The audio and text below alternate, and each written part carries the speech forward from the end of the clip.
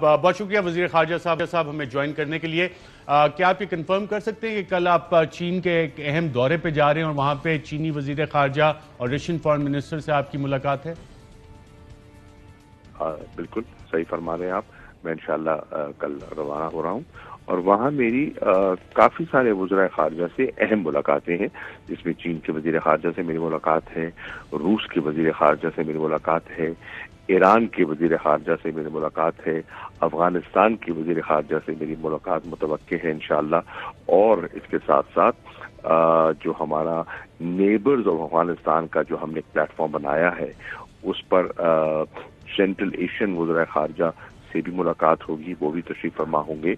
اور جو try lateral ہے چین افغانستان پاکستان کا، اس کی میٹنگ بھی متوقع ہے، اور ایکسٹینڈڈ ٹروئیکا.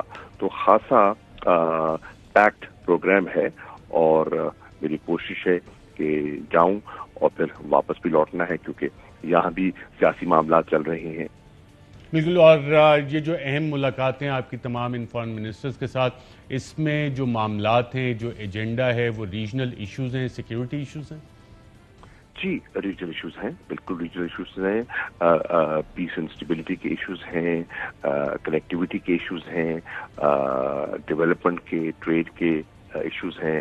افغانستان کے لیے ہم کیا کر سکتے ہیں، ان کی اسٹیبلٹی کے لیے، ان کی جو ہے ہیومینیٹیرین کرائسس کو اوورٹ کرنے کے لیے، اکنامک اسٹیبلٹی کے لیے ہم کیا رول پلے کر سکتے ہیں، یہ سب ایشوز میں زیر بحث آئیں گے. فارن منسٹر صاحب، ایک کہا جا رہا ہے کہ ایک نیا گلوبل آرڈر بن رہا ہے اور کرنسی، فائنینشیل بھی میٹرز چینج ہو رہے ہیں، سارا فائنینشیل نظام دنیا کا چینج ہو رہا ہے. تو اس حوالے سے پاکستان بھی ان معاملات پہ چین اور روس سے بات چیت کرے گا؟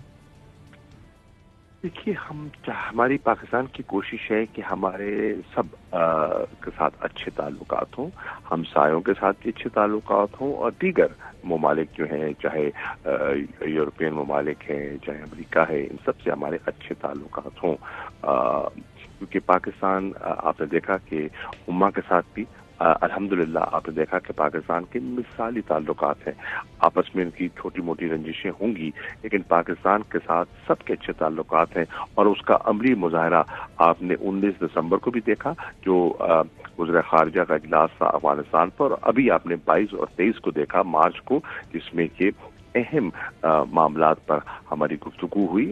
حتیٰ کہ ہم پر یہاں تک اعتماد کیا گیا کہ پاکستان اگر امن کے لیے کوئی پیش رفت کرتا ہے تو OIC پلیٹ فارم جو ہے وہ حاضر ہے. اور جو یورپ کی اس وقت یوکرین کی لڑائی ہے، اگر امن کے لیے ہم کوئی رول پلے کر سکتے ہیں تو OIC اس کی تائید کرے گی. فارن منسٹر صاحب، رشیا کا وزیر اعظم کا کافی امپورٹنٹ تاریخی دورہ ہوا. اس سے پہلے کیا آپ بطور وزیر خارجہ یہ کنفرم کر سکتے ہیں کہ پاکستان کو کہا گیا کہ یہ رشیا کا دورہ نہ کیا جائے، اور کسی ملک کی طرف سے یہ کہا گیا؟ جی بالکل. انہیں ایک کچھ ریزرویشن تھی اس دورے پر، اور ہم نے اس کی وضاحت کی اور بتایا گیا کہ اس دورے کا تعلق یوکرین کی صورتحال سے نہیں ہے. یہ ہمارا کچھ مہینوں سے ہماری گفتگو چل رہی تھی. اس دورے کی جو نوعیت ہے وہ بائی لیٹرل ہے اور ہماری اکنامک ریلیشن شپ ہے. فارن منسٹر صاحب، کل آپ نے بھی ذکر کیا خط کا، تھریٹس کا، وزیر اعظم نے بھی ذکر کیا. 7 مارچ والا یہ جو خط ہے، کیا یہ رجیم چینج کے حوالے سے ہے پاکستان میں، اور اس میں باقاعدہ ووٹ آف نو کانفیڈنس کی دھمکی دی گئی؟ شریف صاحب، وہ جو خط کی جو تفصیلات ہیں وہ میں پرائم منسٹر صاحب سے شیئر کر چکا ہوں، ان کے علم میں ہیں ساری. لیکن میں اس پر زیادہ بات اس سٹیج پر کرنا نہیں چاہوں گا کہ وزیر اعظم کی ثوابدید ہے، ان کا اختیار ہے، وہ کب اور کتنا شیئر کرنا چاہتے ہیں. کچھ اشارے ان نے کل دیے تھے. میں سمجھتا ہوں کہ فی الحال ہم اس بات کو یہی رکھنا چاہتے ہیں. فارن منسٹر صاحب، جو رشیا کے ساتھ خاص طور پہ US پریزیڈنٹ جو بائیڈن نے رجیم چینج کی دھمکی دی کہ جی روس میں بھی تبدیلی ہونی چاہیے حکومت کی، تو اس کو بیان کو آپ کیسے دیکھتے ہیں؟ اس کو جو اسٹیٹ ڈپارٹمنٹ ہے اس کو واپس لے رہا ہے، پروٹیسٹ انٹرنیشنلی ہو رہا ہے. پاکستان کی اس حوالے سے رجیم چینج پہ کیا پوزیشن ہے؟ دیکھیے اپنا ارشد صاحب، رجیم چینج، رجیم لانا لے جانا किसी को इक़्तिदार में बिठाना उतारना वहाँ के लोगों की जिम्मेदारी होती है। ये इख्तियार वहाँ के मकामी लोगों का होना चाहिए।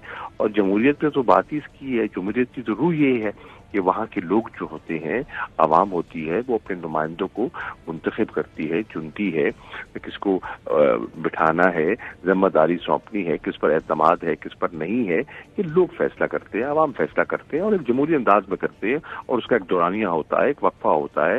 हर 5 साल के बाद हमारे आइन के मुताबिक लोगों को मौका मिलता है और अपनी राय का इजहार करते हैं।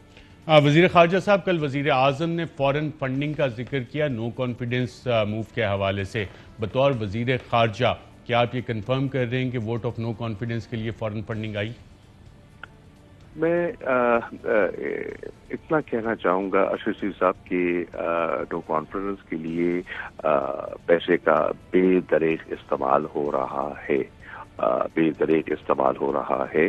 और ये मैं समझता हूँ कि हमारे लिए, हमारे निज़ाम के लिए और जमहूरियत के मुस्तकबिल के लिए अच्छा नहीं है। फ़र्ज़ कीजिए ये पैसा इस्तेमाल हो जाता है और उससे वो अपने मकासद हासिल कर लेते हैं। इसका मतलब क्या हुआ? इसका मतलब ये हुआ कि आप कोई एक रकम मुख्तस कर दें और उस रकम के एवज जो है आप मुल्क में जब चाहें किसी हुकूमत को उलट दें, किसी को पलट दें। ये तो मुल्क के वकार के लिए दुरुस्त नहीं है, मुल्क के मुस्तकबिल के लिए दुरुस्त नहीं है, लोगों के लिए दुरुस्त नहीं है कि कोई पैसे के बलबूते पर हुकूमत को पलट दे। ये बड़ी खतरनाक चीज़ होगी, बड़ी खतरनाक रिवायत होगी। फॉरेन मिनिस्टर साहब, वज़ीर आज़म ने जिक्र किया कि हमारी फॉरेन पॉलिसी इन्फ्लुएंस करने की भी कोशिश की गई। अगर पाकिस्तान की फॉरेन पॉलिसी इन्फ्लुएंस करने की एक्सटर्नली कोशिश की जाए तो क्या ये कौमी सलामती का इशू बनता है? देखिए, हमारी कोशिश है अशरफ रशीद साहब, जब से ये हुकूमत आई है कि हम एक बावकार और एक इंडिपेंडेंट फॉरेन पॉलिसी मुरतब करें जिसमें पाकिस्तान की तरजीहात और पाकिस्तान के जो ज़रूरियात है ना, मफादात, उसका तहफ़्फ़ुज़ हो। मिसाल के तौर पर हमने महसूस किया कि इस वक्त हम एक मुश्किल माशी हालात से गुजर रहे हैं, तो अगर हमने अपनी फॉरेन पॉलिसी का हदफ हासिल करना है तो हमें मुल्क में माशी इस्तेहकाम चाहिए होगा। चुनाचे हमने अपना फोकस शिफ्ट किया from geopolitics to geoeconomics, और इकोनॉमिक डिप्लोमेसी को हम इस वक्त तरजीह दे रहे हैं ताकि इस मुल्क में इन्वेस्टमेंट्स आ सकें, बायलैटरल ट्रेड बढ़ सके, कनेक्टिविटी के इम्कानात बढ़ सकें और हमारी फॉरेन पॉलिसी का जो फोकस है वो इस तरफ हो। तो बिल्कुल हम ये चाहेंगे कि हम इन अहदाफ को हासिल करें। फॉरेन मिनिस्टर साहब, जिस खत का जिक्र किया आपने भी और वज़ीर आज़म ने, क्या इसे नेशनल सिक्योरिटी कमेटी का इजलास बुला के उसके सामने भी आप रखेंगे? देखिए, ये वज़ीर आज़म की सवाबदीद है कि वो इसको कहाँ शेयर करना चाहते हैं, कब शेयर करना चाहते हैं। मैं इसलिए कहता हूँ कि मुझसे बहुत से दोस्त इन गुड फेथ सवाल करते हैं, लेकिन मैं उनकी खिदमत अर्ज करना चाहता हूँ कि देखिए, ये जो क्लासिफाइड डॉक्यूमेंट्स होते हैं हमें बड़ा एहतियात बरतनी है और फिर एक ऑफिशियल सीक्रेट्स एक्ट भी है, हमें उसका एहतराम भी करना है। तो ये खत जो है फॉरेन मिनिस्टर को आया था या हुकूमत पाकिस्तान को या फॉरेन मिनिस्ट्री को रिसीव हुआ था? फॉरेन मिनिस्ट्री को आया है जी। राइट। आपकी अभी मुत्तहिदा कौमी मूवमेंट के साथ मुलाकात और आपने टाइम निकाला, हम शुक्रगुजार हैं। मुलाकात ख़त्म हो गई है या अभी जारी है और प्रोग्रेस क्या है इसका?